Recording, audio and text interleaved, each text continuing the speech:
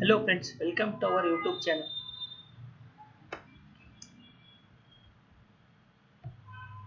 ಈ ಕ್ಲಾಸಲ್ಲಿ ಏನು ನೋಡೋದಂದ್ರೆ ಕ್ವಶನ್ ಚರ್ಚೆ ಮಾಡೋಣ. ಯಾವ ತರ ಕ್ವಶನ್ ಅಂದ್ರೆ ಎಲ್ಲ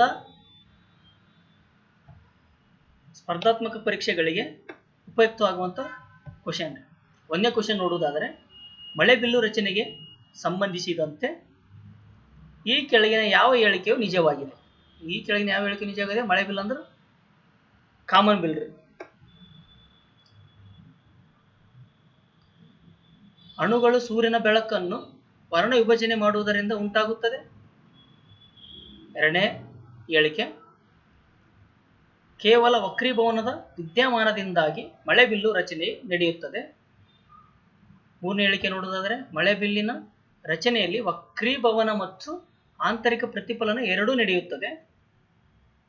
ನಾಲ್ಕನೇ ಹೇಳಿಕೆ ನೋಡುವುದಾದರೆ ಮಳೆಬಿಲ್ಲು ಯಾವಾಗಲೂ ಸೂರ್ಯನ ದಿಕ್ಕಿನಲ್ಲೇ ರೂಪುಗೊಳ್ಳುತ್ತದೆ. ಕರೆಕ್ಟ್ ಆನ್ಸರ್ ಅಂದ್ರೆ ಆಪ್ಷನ್ 3. ಮಳೆಬಿಲ್ಲಿನ ರಚನೆಯಲ್ಲಿ ವಕ್ರೀಭವನ ಮತ್ತು ಆಂತರಿಕ ಪ್ರತಿಫಲನ ಎರಡೂ ನಡೀತಾವ್ರಿ. ಕಾಮನ್ ಬಿಲ್ಲು ಉದ್ಭವ ಆಗಕ್ರಿ. ಮಳೆಬಿಲ್ಲು ರಚನೆಗೆ ಸಂಬಂಧಿಸಿದಂತೆ ಸರಿಯಾದ ಹೇಳಿಕೆ ಮಳೆಬಿಲ್ಲಿನ ರಚನೆಯಲ್ಲಿ ವಕ್ರೀಭವನ ಮತ್ತು ಆಂತರಿಕ ಪ್ರತಿಫಲನ ಎರಡೂ ನಡೆಯುತ್ತದ್ರಿ. ಹೇಳಲ್ರಿ, ಎರಡೂ ನಡೀತದ್ರಿ. ಯಾವುದು? ಆಂತರಿಕ ಪ್ರತಿಫಲನ ಮತ್ತು ವಕ್ರೀಭವನ ಎರಡು ನಡೆದಗೇಶಿಂದ ಕಾಮನ್ ಬಿಲ್ ಉದ್ಭವ ಆಗುತ್ತೆ. ಇದು ವಾತಾವರಣದಲ್ಲಿ ಇರುವ ಸಣ್ಣ ನೀರಿನ ಹನಿಗಳು ಸೂರ್ಯನ ಬೆಳಕನ್ನು ವರ್ಣ ವಿಭಜನೆ ಮಾಡುವುದರಿಂದ ಉಂಟಾಗುತ್ತದೆ. ಸೂರ್ಯನ ವರ್ಣ ವಿಭಜನೆ ಮಾಡೋದ್ರಿಂದ ಉಂಟಾಗ್ತದೆ ನೋಡ್ರಿ. ಮತ್ತ ಸೂರ್ಯ ಬೆಳಕಿನ ವಕ್ರೀಭವನಗೊಳಿಸುತ್ತದ್ರಿ. ಇದು ವಕ್ರೀಭವನಗೊಳಿಸಿ ಮತ್ತು ವರ್ಣ ವಿಭಜಿಸ್ತದೆ. ನಂತರ ಅದನ್ನು ಆಂತರಿಕವಾಗಿ ಪ್ರತಿಫಲಿಸ್ತದೆ. ಮತ್ತು ಆಂತರಿಕ ಪ್ರತಿಫಲಿಸುತ್ತದೆ. ಅಂತಿಮವಾಗಿ ಹನಿಯಿಂದ ಹೊರಬಂದ ಅದನ್ನು ಮತ್ತೆ ವಕ್ರೀಭವನಗೊಳಿಸ್ತಾರೆ. ಮತ್ತೆ ಹನಿಯಿಂದ ಹೊರಬರ್ತಲ್ರಿ, ಮತ್ತೆ ವಕ್ರೀಭವನಗೊಳಿಸಿ ಕಾಮನ್ ಬಿಲ್ ಉದ್ಭವ ಆಗುತ್ತೆ. ಕಾಮನ್ ಬಿಲ್ಲು ಯಾವಾಗಲೂ ಸೂರ್ಯ ವಿರುದ್ಧ ದಿಕ್ಕಿನಾಗ ಇರ್ತದೆ ನೋಡ್ರಿ. ಕಾಮನ್ ಬಿಲ್ ಅಲ್ಲಿ ಏನು ಆಪ್ಷನ್ದಾಗ ಏನೈತ್ರಿ? ಸೂರ್ಯನ ದಿಕ್ಕಿನಾಗಿರ್ತ್ರಿ. ಆದ್ರೆ ಇತ್ತಂತಿದ್ರಿ, ಆದ್ರೆ ಇದೆಲ್ಲ ಸೂರ್ಯನ ವಿರುದ್ಧ ದಿಕ್ಕಿನಾಗಿರ್ತೀರಿ. ಇದು ಸೂರ್ಯ ಇದ್ರ ಅಪೋಸಿಟ್ ಕಾಮನ್ ಬಿಲ್ ಇರ್ತೀರಿ. ಇಲ್ಲಿ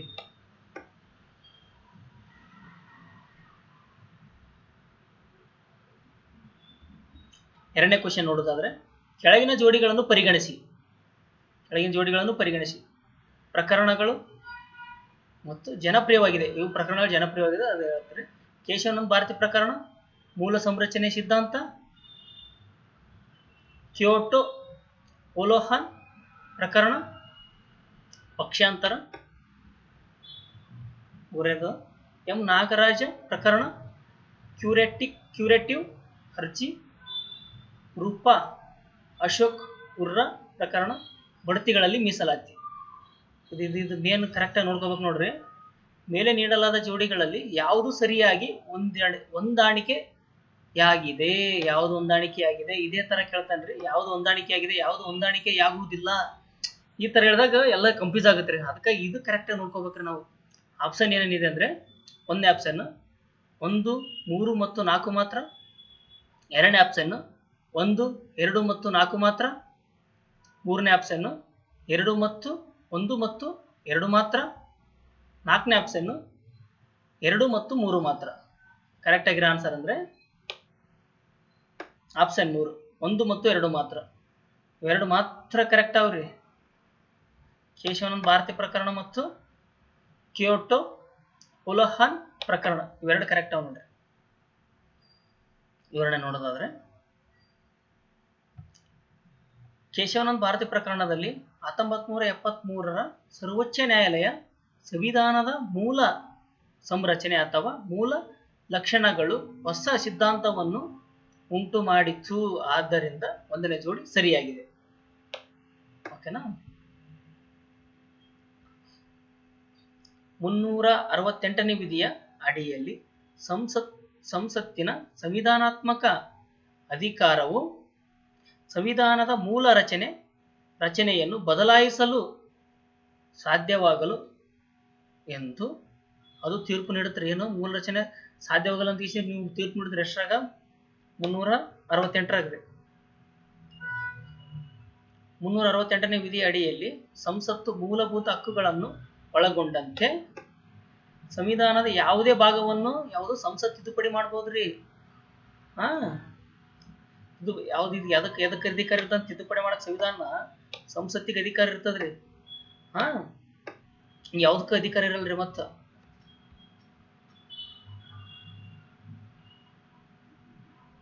ಕಿಯೋಟೋ ಒಲೋಹನ್ ವಿರುದ್ಧದ ಜಜಿಲು ಮತ್ತು ಇತರರು 1992ರ ಪ್ರಕರಣದಲ್ಲಿ 10ನೇ ಪರಿಚ್ಛೇದಕ್ಕೆ ಪಕ್ಷಾಂತರ ಕಾನೂನು ಸಂವಿಧಾನಿಕ ಸವಾಲನ್ನು ಸರ್ವೋಚ್ಚ ನ್ಯಾಯಾಲಯ ಇತ್ಯರ್ಥಗೊಳಿಸ್ತದೆ. ಎಷ್ಟು 1992ರ ಇತ್ಯರ್ಥಗೊಳಿಸ್ತದೆ. ನೆಕ್ಸ್ಟ್ ಕ್ವಶನ್ ನೋಡೋದಾದ್ರೆ,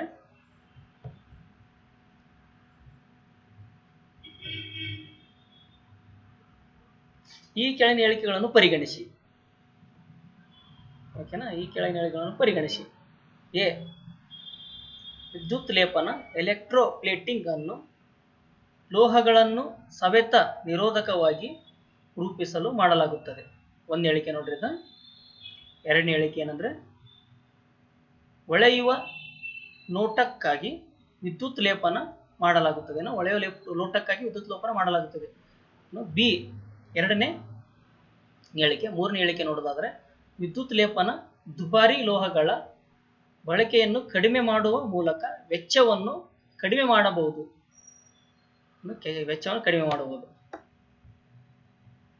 ಈ ಕೆಳಗಿನ ಯಾವ ಹೇಳಿಕೆ ಸರಿಯಾಗಿದೆ? ಇಲ್ಲಿ ನೋಡ್ರಿ, ಮತ್ತೆ ಸರಿಯಾಗಿದೆ. ಒಂದನೇ ಆಪ್ಷನ್ ನೋಡೋದಾದ್ರೆ ಎ ಬಿ, ಎರಡನೇ ಆಪ್ಷನ್ ಎ ಸಿ, ಮೂರನೇ ಆಪ್ಷನ್ ಬಿ ಸಿ, ನಾಲ್ಕನೇ option A B C. Correct ಆಗಿರೋ ಆನ್ಸರ್ ನಾಲ್ಕನೇ ಆಪ್ಷನ್ ಎ, ಬಿ ಮತ್ತು ಸಿ. ಇವೆಲ್ಲಟ್ಟು ಕರೆಕ್ಟ್ ಅವ್ರಿ. ಒಂದಲ್ರಿ, ಎಲ್ಲಟ್ಟು ಕರೆಕ್ಟ್ ಅವ್ರ. ವಿವರಣೆ ನೋಡೋದಾದ್ರೆ, ಆದ್ದರಿಂದ ವಿದ್ಯುತ್ ಲೇಪನ ಈ ಪ್ರಯೋಜನಗಳನ್ನು ಹೊಂದಿದೆ. ತುಕ್ಕು ವಿರುದ್ಧದ ಪ್ರತಿರೋಧವನ್ನು ಒದಗಿಸುತ್ತದೆ. ಏನು? ತುಕ್ಕು ವಿರೋಧ ಪ್ರತಿರೋಧವನ್ನು ಒದಗಿಸ್ತದ್ರಿ. ಹೊಳಪಿನ ನೋಟವನ್ನು ಒದಗಿಸುತ್ತದೆ. ಹೊಳಪು ನೋಟನ ಒದಗಿಸ್ತದ್ರಿ. ಇದು ವೆಚ್ಚ ಲಾಭ. ಆದ್ದರಿಂದಾಗಿ ಎಲ್ಲ ಹೇಳಿಕೆಗಳು ಸರಿಯಾಗಿವೆ. ಹೆಚ್ಚುವರಿ ಮಾಹಿತಿ ನೋಡ್ರಿ. ವಿದ್ಯುತ್ ವಿಭಜನೆಯ ಪ್ರಕ್ರಿಯೆಯಿಂದ ವಿದ್ಯುತ್ ಲೇಪನ ಮಾಡಲಾಗುತ್ತದೆ. ಯಾವುದು? ವಿಭಜನೆಯಿಂದ ವಿದ್ಯುತ್ ಲೇಪನ ಮಾಡ್ತಾರೆ ನೋಡ್ರಿ. ಇದು ಆಭರಣವನ್ನು ರೂಪಿಸಲು ಅಗ್ಗದ ಲೋಹದ ಮೇಲೆ ಬೆಳ್ಳಿ ಚಿನ್ನವನ್ನು ಲೇಪಿಸಲು ಈ ಪ್ರಕ್ರಿಯೆಯನ್ನು ಉಪಯೋಗಿಸ್ತಾರೆ. ಏನ? ಆಭರಣವನ್ನು ರೂಪಿಸಲು ಅಗ್ಗದ ಲೋಹದ ಮೇಲೆ ಬೆಳ್ಳಿ ಚಿನ್ನವನ್ನು ಲೇಪಿಸಲು, ಬೆಳ್ಳಿ ಚಿನ್ನವನ್ನು ಲೇಪಿಸಕ್ಕೆ ಇದನ್ನು ಉಪಯೋಗ ಮಾಡ್ತಾರೆ. ಈ ತರ. ನೆಕ್ಸ್ಟ್ ಕ್ವಶನ್ ನೋಡೋದಾದ್ರೆ, ಕಪ್ಪು ಮಣ್ಣಿಗೆ ಸಂಬಂಧಿಸಿದಂತೆ ಯಾವ ಹೇಳಿಕೆ ಸರಿಯಾಗಿದೆ? ಯಾವುದು? ಕಪ್ಪು ಮಣ್ಣಿಗೆ ಸಂಬಂಧಿಸಿದಂತೆ ಯಾವ ಹೇಳಿಕೆ ಸರಿಯಾಗಿದೆ? ಒಂದನೇ ಹೇಳಿಕೆ ನೋಡೋದಾದ್ರೆ, ಇವುಗಳನ್ನು ರೇಗೂರ್ ಎಂದು ಕರೆಯಲಾಗುತ್ತದೆ. ಎರಡನೇ ಹೇಳಿಕೆ ನೋಡೋದಾದ್ರೆ, ಇವುಗಳಲ್ಲಿ ಕಬ್ಬಿಣ, ಸುಣ್ಣ, ಕ್ಯಾಲ್ಸಿಯಂ ಮತ್ತು ಪೊಟ್ಯಾಷಿಯಂ ಸಮೃದ್ಧಿಯಾಗಿದೆ. ಈ ಕೆಳಗಿನ ಸಂಕೇತ ಬಳಸಿ ಸರಿಯಾದ ಉತ್ತರವನ್ನು ಆಯ್ಕೆ ಮಾಡಿ. ಆಪ್ಷನ್ ನೋಡೋದಾದ್ರೆ, ಒಂದನೇ ಆಪ್ಷನ್ ಕೇವಲ 1, ಎರಡನೇ ಆಪ್ಷನ್ ಕೇವಲ 2, ಮೂರನೇ ಆಪ್ಷನ್ 1 ಮತ್ತು 2, ನಾಲ್ಕನೇ ಆಪ್ಷನ್ 1 ಅಥವಾ 2 ಅಲ್ಲ. 1 ಅಥವಾ 2 ಅಲ್ಲ. ಕರೆಕ್ಟ್ ಆಗಿರೋ ಆನ್ಸರ್ 1 ಮತ್ತು 2. ಇವೆರಡು ಕರೆಕ್ಟ್ ಅವ್ರಿ. ಏನೇನಂದ್ರ, ಇವುಗಳನ್ನು ರೇಗೂರ್ ಎಂದು ಕರೆಯುತ್ತಾರೆ. ಅವು ಕಪ್ಪು ಮಣ್ಣು ರೇಗೂರ್ ಮಣ್ಣು ಎಂದು ಕೂಡ ಕರೀತಾರೆ. ಇವುಗಳಲ್ಲಿ ಕಬ್ಬಿಣ ಇರ್ತದ್ರಿ, ಸುಣ್ಣ ಇರ್ತದ, ಕ್ಯಾಲ್ಸಿಯಂ, ಪೊಟ್ಯಾಷಿಯಂ ಮತ್ತು ಸಮೃದ್ಧವಾಗಿರ್ತದೆ. ವಿವರಣೆ ನೋಡನ್ರಿ. ಕಪ್ಪು ಮಣ್ಣನ್ನು ರೇಗೂರ್ ಮಣ್ಣು ಎಂದು ಕರೆಯುತ್ತಾರೆ. ಕಪ್ಪು ಮಣ್ಣನ್ನು ರೇಗೂರ್ ಮಣ್ಣು ಅಂತ ಕರೀತಾರೆ ನೋಡ್ರಿ. ಕಪ್ಪು ಮಣ್ಣು ಇದು ಆಂಧ್ರ ಪ್ರದೇಶ, ಗುಜರಾತ್ ಎಲ್ಲೆಲ್ಲಿ ಇದು ಕಂಡು ಬರ್ತಂದ್ರಿ. ಆಂಧ್ರ ಪ್ರದೇಶ, ಗುಜರಾತ್, ಮಧ್ಯಪ್ರದೇಶ, ಮಹಾರಾಷ್ಟ್ರ, ತಮಿಳುನಾಡು ರಾಜ್ಯಗಳನ್ನು ಒಳಗೊಂಡಿದೆ. ಯಾವುದು? ಕಪ್ಪು ಮಣ್ಣು ಯಾವ ರಾಜ್ಯಗಳನ್ನು ಒಳಗೊಂಡಂದ್ರೆ ಆಂಧ್ರ ಪ್ರದೇಶ, ಗುಜರಾತ್, ಮಧ್ಯಪ್ರದೇಶ, ಮಹಾರಾಷ್ಟ್ರ, ತಮಿಳುನಾಡು ಇವು ಎಲ್ಲ ರಾಜ್ಯಗಳನ್ನು ಒಳಗೊಂಡದೆ. ದಕ್ಕನ್ ಪ್ರಸ್ಥಭೂಮಿಯ ಪ್ರಮುಖ ಭಾಗಗಳನ್ನು ಕೂಡ ಒಳಗೊಂಡದ್ರಿ. ದಕ್ಕನ್ ಪ್ರಸ್ಥಭೂಮಿಯ ಪ್ರಮುಖ ಭಾಗಗಳನ್ನು ಕೂಡ ಒಳಗೊಂಡಿದೆ. ಅದು ಕಪ್ಪು ಮಣ್ಣು. ಇದನ್ನು ಕಪ್ಪು ಹತ್ತಿ ಮಣ್ಣು ಅಂತ ಕೂಡ ಕರೀತಾರೆ. ಇದಕ್ಕ ಕಪ್ಪು ಮಣ್ಣಿಗೆನು ಕಪ್ಪು ಹತ್ತಿ ಮಣ್ಣು ಅಂತ ಕೂಡ ಕರೀತಾರೆ. ಯಾಕಂದ್ರೆ ಹತ್ತಿ ಬೆಳೆಯಲು ಉಪಯುಕ್ತ ಮಣ್ಣು ಇದು. ನೀರನ್ನ ಅತಿ ಹೆಚ್ಚು ಹಿಡಿದಿಟ್ಟುಕೊಳ್ಳುವಂತ ಸಾಮರ್ಥ್ಯ ಕೂಡ ಕಪ್ಪು ಮಣ್ಣಿಗೆ ಇರ್ತದೆ. ಏನ್ರಿ ಅತಿ ಹೆಚ್ಚು ಆಳವಾಗಿ ಇರೋಂಥ ಮಣ್ಣು ಇದು. ಜೇಡಿ ಮಣ್ಣಾಗಿದ್ದು ಅಲ್ಯೂಮಿನಿಯಂ ಜೇಡಿ ಮಣ್ಣು, ಅಲ್ಯೂಮಿನ, ಮೆಗ್ನೀಷಿಯಾ, ಕಬ್ಬಿಣ, ಸುಣ್ಣದಿಂದ ಸಮೃದ್ಧವಾಗಿದೆ ರೀ ಜೇಡಿ ಮಣ್ಣು. ಆದ್ದರಿಂದ ಹೇಳಿಕೆ 2 ಸರಿಯಾಗಿದೆ. ಅದರ ಮೇಲೆ ಬೆಳೆಯುವ ಕೇವಲ ಕೆಲವು ಬೆಳೆಗಳು ಹತ್ತಿ. ಈಗ ಕಪ್ಪು ಮಣ್ಣಾಗ ಯಾವ ಬೆಳೆಗಳು ಬೆಳಿತಾರೆ ಅಂದ್ರ ಹತ್ತಿ, ಜೋಳ, ಗೋಧಿ, ಲಿನ್ಸೆಡ್ ಇತ್ಯಾದಿಗಳು ಬೆಳಿತಾರೆ. ಕಪ್ಪು ಮಣ್ಣ ಬೆಳೆಯಂತ ಬೆಳೆಗಳು ನೋಡ್ರಿ ಇವು. ನೆಕ್ಸ್ಟ್ ಕ್ವಶನ್ ನೋಡೋದಾದ್ರೆ, ಭಾರತೀಯ ಅರಣ್ಯ ಸಂಶೋಧನಾ ಸಂಸ್ಥೆಯು ಎಲ್ಲಿ ನೆಲೆಗೊಂಡಿದೆ? ಅದು ಭಾರತೀಯ ಅರಣ್ಯ ಸಂಶೋಧನಾ ಸಂಸ್ಥೆ ರೀ. ಎಲ್ಲಿ ನೆಲೆಗೊಂಡದಪ್ಪ? ಎಲ್ಲಿ ನೆಲೆಗೊಂಡದ? ಆಪ್ಷನ್ ನೋಡಮ್ರಿ. 1ನೇ ಆಪ್ಷನ್ ನೋಡೋದಾದ್ರೆ ಗುವಾಹಟಿ, 2ನೇ ಆಪ್ಷನ್ ರಾಂಚಿ, 3ನೇ ಆಪ್ಷನ್ ಡೆಹ್ರಾಡೂನ್, 4ನೇ ಆಪ್ಷನ್ ಮೌಂಟ್ ಅಬು. ಕರೆಕ್ಟ್ ಆಗಿರೋ ಆನ್ಸರ್ ಎಲ್ಲಿ ನೆಲೆಗೊಂಡದಂದ್ರ ಡೆಹ್ರಾಡೂನ್ದಾಗ ನೆಲೆಗೊಂಡದ್ರಿ. ಯಾವುದು? ಭಾರತೀಯ ಅರಣ್ಯ ಸಂಶೋಧನಾ ಸಂಸ್ಥೆ ಎಲ್ಲಿ ನೆಲೆಗೊಂಡದಪ್ಪ ಅಂದ್ರ ಡೆಹ್ರಾಡೂನ್ದಾಗ ನೆಲೆಗೊಂಡದ ನೋಡ್ರಿ.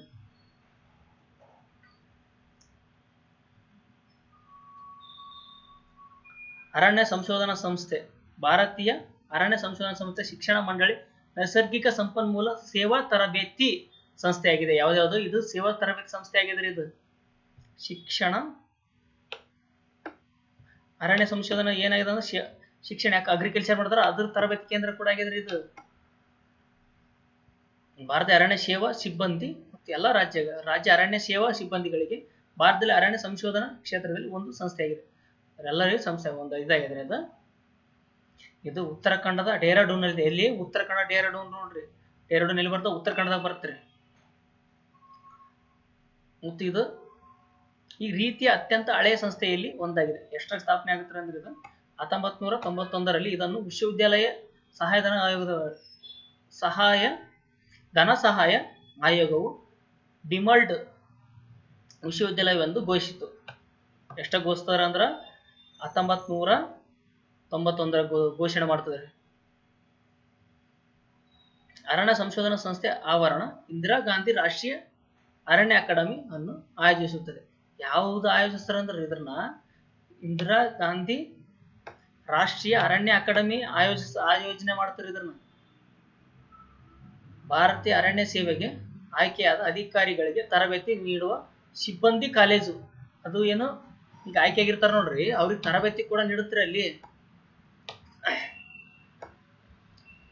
ಇದನ್ನು 1864ರಲ್ಲಿ ಡೈಟ್ರಿಚ್ ಬ್ರ್ಯಾಂಡಿಸ್ ರವರು ಬ್ರಿಟಿಷ್ ಇಂಪೀರಿಯಲ್ ಫಾರೆಸ್ಟ್ ಸ್ಕೂಲ್ ಎಂದು ಸ್ಥಾಪಿಸಿದರು. ಎಷ್ಟಾಗಿ ಸ್ಥಾಪನೆ ಆಗುತ್ತೆ ನೋಡ್ರಿ ಇದು? 1864 ಸ್ಥಾಪನೆ ಆಗುತ್ತೆ ಇದು ಘೋಷಣೆ ಮಾಡ್ತಾರೆ. ಇದು ಎಷ್ಟಾಗ 1991 ಘೋಷಣೆ ಮಾಡಿದ್ರ ಇದು ಸ್ಥಾಪನೆ ಆಗಾದ್ರೆ 1864ಗೆ ಸ್ಥಾಪನೆ ಆಗುತ್ತೆ. ಇದು ಯಾರು ಸ್ಥಾಪನೆ ಮಾಡ್ತಾರಂದ್ರ ಡೈಟ್ರಿಚ್ ಬ್ರಾಂಡಿಸ್ ರವರು ಸ್ಥಾಪನೆ ಮಾಡ್ತಾರ್ರಿ.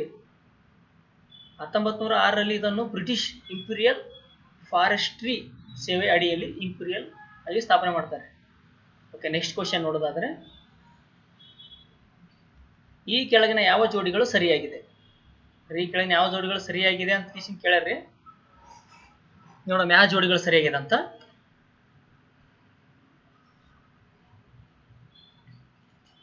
ಚಂಡಮಾರುತಗಳ ಹೆಸರು, ಪ್ರದೇಶ. ಚಂಡಮಾರುತ ಚೀನಾ ಸಮುದ್ರ, ಬಾಗೋಯ ಪೂರ್ವ ಏಷ್ಯಾ, ಟೈಫೋನ್ ಕೆರಿಬಿಯನ್ ಸಮುದ್ರ, ವಿಲ್ಲಿ ವಿಲ್ಲಿ ಆಸ್ಟ್ರೇಲಿಯಾ. ಆಪ್ಷನ್ ನೋಡಮ್ರಿ. 1 ಮಾತ್ರ, ಎ ಮತ್ತು ಸಿ ಮಾತ್ರ, ಎ ಬಿ ಮತ್ತು ಸಿ ಮಾತ್ರ, ಬಿ ಮತ್ತು ಡಿ ಮಾತ್ರ, ಎ ಬಿ ಮತ್ತು ಸಿ ಮಾತ್ರ, ಬಿ ಮತ್ತು ಡಿ ಮಾತ್ರ. ಕರೆಕ್ಟ್ ಆಗಿರೋ ಆನ್ಸರ್ ಅಂದ್ರೆ ಆಪ್ಷನ್ 3 ಎ ಬಿ ಮತ್ತು ಸಿ ಮಾತ್ರ ಅಷ್ಟೇ ಕರೆಕ್ಟ್ ಆಗಿ ನೋಡ್ರಿ. ಇವು 3 ಕರೆಕ್ಟ್ ಆಗವ್ರಿ. ಇಲ್ಲಿ ತಪ್ಪದ್ರಿ.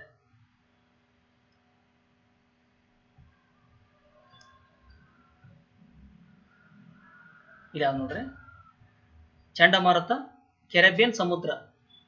ಏನು ಚಂಡಮಾರುತ ಕೆರೆಬಿಯನ್ ಸಮುದ್ರ ಇದು ಕರಿತಾರ್ರಿ. ಬಗೋಯ ಚೀನಾ ಸಮುದ್ರ ಏನಂತ ಕರಿತಾರ? ಬಗೋಯ ಅಂತ ಕರಿತಾರ್ರಿ. ಟೈಫೋನ್ ಪೂರ್ವ ಏಷ್ಯಾದಾಗ ಕರಿತಾರ ನೋಡ್ರಿ. ಚಂಡಮಾರುತ ಹೆಸರು ಇದು ಟೈಫೋನ್ ಅಂತ ಪೂರ್ವ ಏಷ್ಯಾದಾಗ ಕರಿತಾರ್ರಿ. ವಿಲಿ ಆಸ್ಟ್ರೇಲಿಯಾ. ಅದೊಂದು ಕರೆಕ್ಟ್ ಅದ ನೋಡ್ರಿ, ಆಸ್ಟ್ರೇಲಿಯಾ. ಉಳ್ಕಿದೆಲ್ಲ ತಪ್ಪು ರೀ ಅವು.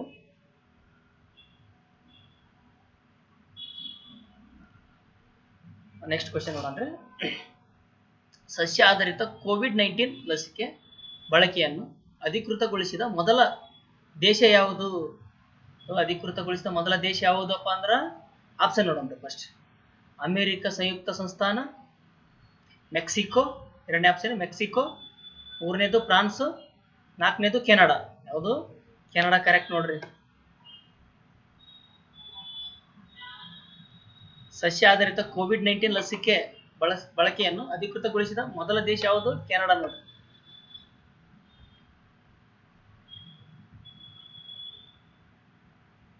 ಕೆನಡಾವು ಸಸ್ಯ ಆಧಾರಿತ ಕೋವಿಡ್-19 ಲಸಿಕೆ ಬಳಕೆಯನ್ನು ಅಧಿಕೃತಗೊಳಿಸಿದ ಮೊದಲ ದೇಶವಾಗಿದೆ. ಮೊದಲ ದೇಶವಾಗಿದೆ ಕೆನಡಾ.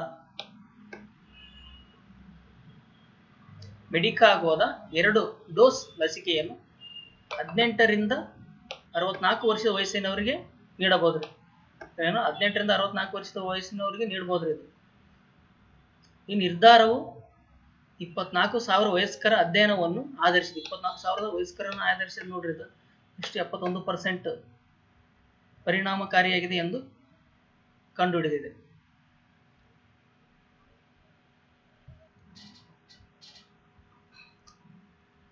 ವೈರಸ್ ತರಹದ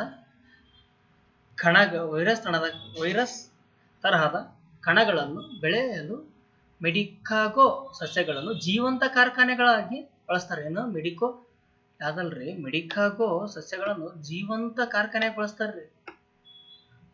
ಓಕೆ. ಇದು ಕೊರೋನಾ ವೈರಸ್ ಅನ್ನು ವಿವರಿಸುವ ಸ್ಪೈಕ್ ಪ್ರೋಟೀನ್ ಅನ್ನು ಅನುಸರಿಸ್ತದೆ. ಏನು ಸ್ಪೈಕ್ ಪ್ರೋಟೀನ್ ಅನ್ನು ಅನುಸರಿಸ್ತದೆ. ಅತಿ ಹೆಚ್ಚು ಸ್ಪೈಕ್ ಪ್ರೋಟೀನ್ ಅನ್ನು ಇರ್ತದೆ ಅದ್ರಾಗ. ಸಸ್ಯಗಳ ಎಲೆಗಳಿಂದ ಕಣಗಳನ್ನು ತೆಗೆದುಹಾಕಿ ಮತ್ತು ಅದನ್ನು ಶುದ್ಧೀಕರಣ ಮಾಡುತ್ತಾರೆ. ಇದು ಶುದ್ಧೀಕರಿಸುತ್ತದೆ. ಮತ್ತೊಂದು ಘಟಕಾಂಶವಾದ ಬ್ರಿಟಿಷ್ ಪಾಲುದಾರ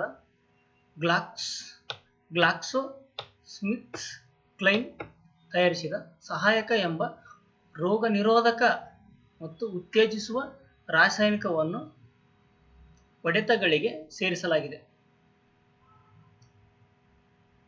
ಕ್ವಿಬೆಕ್ ಸಿಟಿ ಮೂಲದ ಮೆಡಿಕಾಗೋವು ಅನೇಕ ತರ ರೋಗಗಳ ವಿರುದ್ಧ ಸಸ್ಯ ಆಧಾರಿತ ಲಸಿಕೆಯನ್ನು ಅಭಿವೃದ್ಧಿಪಡಿಸುತ್ತಿದೆ. ಸಸ್ಯ ಆಧಾರಿತ ಲಸಿಕೆಯನ್ನು ಬಳಸ್ತಾರೆ ಅಂದ್ರೆ ಸಸ್ಯಗಳಿಂದನೇ ಬೇರೆ ಬೇರೆ ಸಸ್ಯಗಳು ಉತ್ಪಾದನೆ ಮಾಡಿ ಇದು ಮಾಡ್ತಾರೆ, ಬೆಳೆಸಿ ಕೊಡ್ತಾರೆ. ಉಚ್ಚ ನ್ಯಾಯಾಲಯದ ನ್ಯಾಯಾಧೀಶರ ಪಿಂಚಣಿಯನ್ನು ಡ್ಯಾಶ್ರಿಂದ ನೀಡಲಾಗುತ್ತದೆ. ಉಚ್ಚ ನ್ಯಾಯಾಲಯದ ನ್ಯಾಯಾಧೀಶರ ಪಿಂಚಣಿಯನ್ನು ಡ್ಯಾಶ್ರಿಂದ ನೀಡಲಾಗುತ್ತದೆ. ಆಪ್ಷನ್ 1 ಭಾರತ ಸಂಚಿತ ನಿಧಿ, ಆಪ್ಷನ್ 2 ರಾಜ್ಯ ಸಂಚಿತ ನಿಧಿ, ಆಪ್ಷನ್ 3 ಭಾರತ ಸಾದಿಲ್ವಾರು ನಿಧಿ, ಆಪ್ಷನ್ 4 ಮೇಲಿನ ಯಾವುದೂ ಅಲ್ಲ. ಯಾವುದರಿಂದ ನೀಡ್ತಾರೆ ಅಂದ್ರೆ ಭಾರತ ಸಂಚಿತ ನಿಧಿಯಿಂದ ನೀಡ್ತಾರೆ. ಉಚ್ಚ ನ್ಯಾಯಾಲಯದ ನ್ಯಾಯಾಧೀಶರಿಗೆ.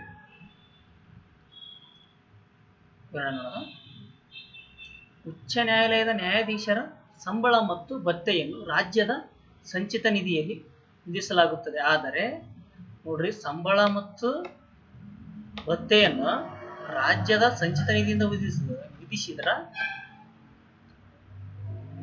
ನಿಧಿಯಲ್ಲಿ ವಿಧಿಸಲಾಗುತ್ತದೆ. ಆದರೆ ಅವರ ಪಿಂಚಣಿಯನ್ನು ಭಾರತ ಸಂಚಿತ ನಿಧಿಯಿಂದನೇ ವಿಧಿಸ್ತಾರೆ. ಓಕೆನಾ? ದಯವಿಟ್ಟು ಗಮನಿಸಿ. ಸಂಬಳವನ್ನು ರಾಜ್ಯದಿಂದ ನೀಡಲಾಗುತ್ತದೆ, ಆದರೆ ಕೇಂದ್ರ ಸರ್ಕಾರದಿಂದ ನೇಮಕಗೊಂಡ ವ್ಯಕ್ತಿಗಳ ಪಿಂಚಣಿ ಕೇಂದ್ರ ಸರ್ಕಾರದಿಂದ ಮಾತ್ರ ನೀಡಲಾಗುತ್ತದೆ. ಈಗ ಕೇಂದ್ರ ಸರ್ಕಾರ ಈಗ ನೇಮಕ ಮಾಡಿದ ಕೇಂದ್ರ ಸರ್ಕಾರದಿಂದ ನೀಡ್ತಾರೆ ಅವರಿಗೆ.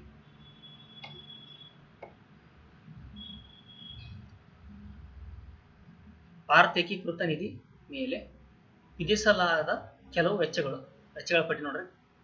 ರಾಷ್ಟ್ರಪತಿಯವರ ವೇತನ ಮತ್ತು ಭತ್ಯೆಗಳು ಭಾರತ ಏಕೀಕೃತ ನಿಧಿಯಿಂದ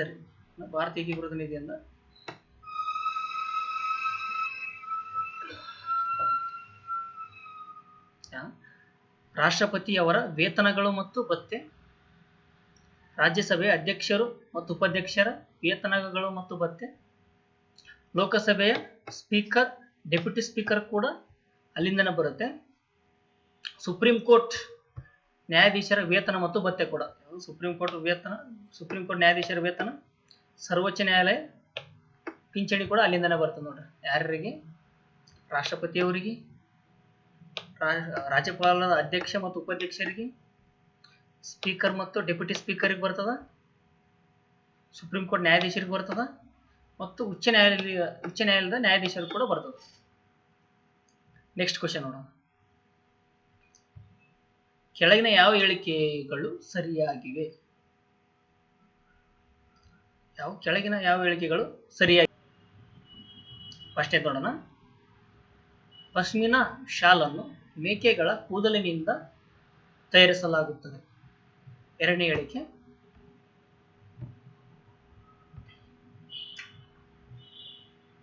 ಅಂಗೋರಾ ಎಂಬುದು ಮೊಲಗಳಿಂದ ಪಡೆದ ಉಣ್ಣೆಯ ವಿಧವಾಗಿದೆ. ಅಂಗೋರಾ ಎಂಬುದು ಮೊಲಗಳಿಂದ ಪಡೆದ ಉಣ್ಣೆಯಾಗಿದೆ.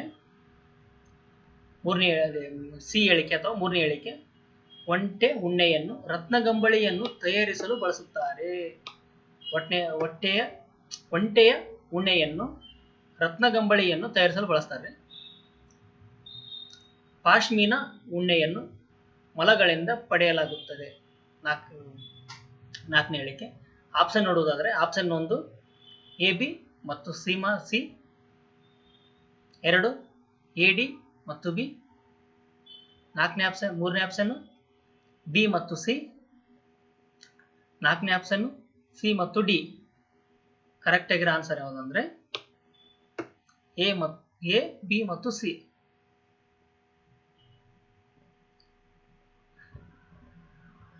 ಇದು ಕರೆಕ್ಟ್ ಆದ, ಇದು ಕರೆಕ್ಟ್ ಆದ, ಇದು ಕರೆಕ್ಟ್ ಆದ. ಡಿ ತಪ್ಪ ನೋಡ್ರಿ. ಮುಖ್ಯಾಂಶಗಳು ವಿವರಣೆ ನೋಡೋಣ. ಉಣ್ಣೆಯು ಕುರಿ ಉಣ್ಣೆ ಎದ್ರಿಂದ ಬರುತ್ತಂದ್ರೆ ಕುರಿ, ಯಾಕ್ ಇತರ ಕೆಲವು ಪ್ರಾಣಿಗಳಿಂದ ಬರುತ್ತದೆ. ಈ ಉಣ್ಣೆ ಇಳುವರಿಯ ಪ್ರಾಣಿಗಳು ತಮ್ಮ ದೇಹದ ಮೇಲೆ ಕೂದಲನ್ನು ಹೊಂದಿರುತ್ತವೆ. ಉಣ್ಣೆಯು ಕೆಲವು ಪ್ರಾಣಿಗಳ ಚರ್ಮವನ್ನು ಆವರಿಸುವ ಕೂದಲು.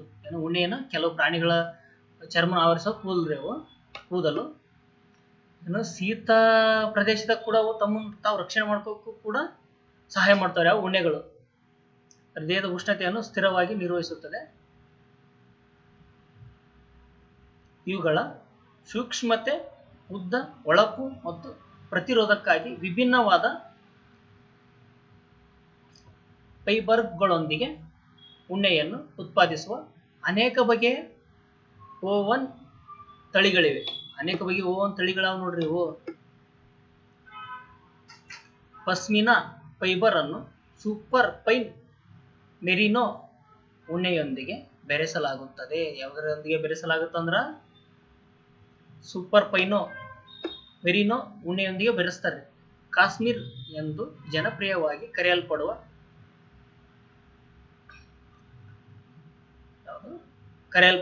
ಪಶ್ಮಿನಾ ಅದನ್ನು ಸೂಕ್ಷ್ಮತೆ, ಉಷ್ಣತೆ, ಮೃದುತ್ವ, ಅಪೇಕ್ಷಣೀಯ ಸೌಂದರ್ಯದ ಮೌಲ್ಯ, ಸೊಬಗುವ ಮತ್ತು ಫ್ಯಾಷನ್ಗಳಲ್ಲಿ ಬಳಸ್ತಾರೆ. ಇದು ಹೆಸರುವಾಸಿಯಾಗ ಬಳಸ್ತಾರೆ. ಫ್ಯಾಷನ್ಗಳಲ್ಲಿ ಬಳಸ್ತಾರ. ಉಣ್ಣೆಯನ್ನು ಮೇಕೆ ಕೂದಲಿನಿಂದ ಪಡೆಯಲಾಗುತ್ತದೆ. ಉಣ್ಣೆಯಿಂದ ಯಾವ ಇದರಿಂದ ಪಡಿತಾರೆ ಅಂದ್ರೆ ಮೇಕೆಯ ಕೂದಲಿನಿಂದ ಉಣ್ಣೆಯನ್ನು ಪಡಿತಾರೆ. ತುಪ್ಪಳದ ಮೇಳಕ್ಕೆ ಮೃದುವಾಗಿರುತ್ತದೆ. ಇದನ್ನು ಪಶ್ಮಿನಾ ಶಾಲುಗಳೆಂಬ ಇದಕ್ಕೆ ಏನಂತಾರೆ? ಪಶ್ಮಿನಾ ಶಾಲುಗಳೆಂಬ ಸೂಕ್ಷ್ಮ ಶಾಲುಗಳಲ್ಲಿ ನೇಯಲಾಗುತ್ತದೆ. ಅಂದರೆ ಪಶ್ಮಿನಾ ಶಾಲುಗಳನ್ನು ಮೇಕೆಗಳ ಕೂದಲಿನಿಂದ ತಯಾರಿಸಲಾಗುತ್ತದೆ.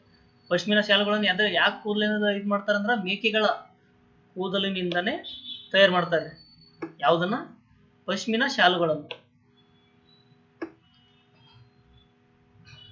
ಉಣ್ಣೆಯನ್ನು ಅಂಗೋರಾ ಮೊಲ ಮತ್ತು ಮರಿನೋ ಕುರಿಗಳ ಸಹ ಬಳಸುತ್ತಾರೆ.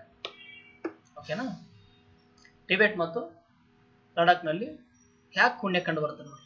ಟಿಬೆಟ್ ಮತ್ತು ಲಡಾಖ್ನಲ್ಲಿ ಯಾಕೆ ಉಣ್ಣೆ. ಸರಿ, ಓಕೆ, ಇಲ್ಲಿಗೆ ನಮ್ಮ ಕ್ಲಾಸ್ ಅನ್ನು ಮುಗಿಸೋಣ.